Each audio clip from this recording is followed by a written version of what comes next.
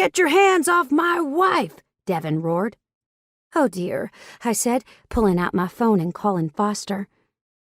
I could see this going into dangerous territory really quick, especially with the way the citizens dining in the cafe and standing outside started to encircle us, their voices rising. Hello? Foster asked questioningly. Hey, this is Mercy.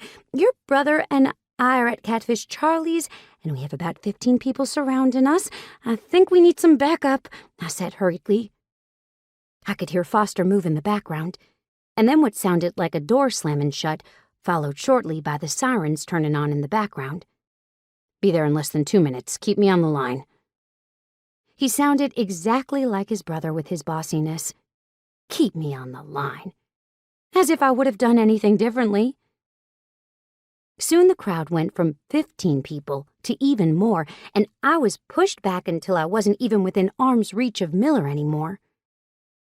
Knowing he'd be able to handle the situation better if I got myself out of the way, I moved until I was behind the swinging door that led behind the counter, and then went even further to back into the space between the ice machine and the cash register. I could still see everything that was going on, but they couldn't get to me unless they jumped the counter, which I didn't think they were going to do since they all seemed interested in was Devin yelling at Miller to let his wife go, all the while his wife tried to slap Miller for assaulting her indecently. You're trouble, an older male's voice said from the window that led into the kitchen. I looked up to find Jimmy John, the owner of Catfish Charlie's, looking at me accusingly.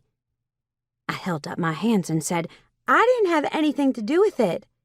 He shook his head. Mercy, girl. I've known you since you were barely old enough to stand. You're always in the middle of everything, whether you mean to be or not. I couldn't help it.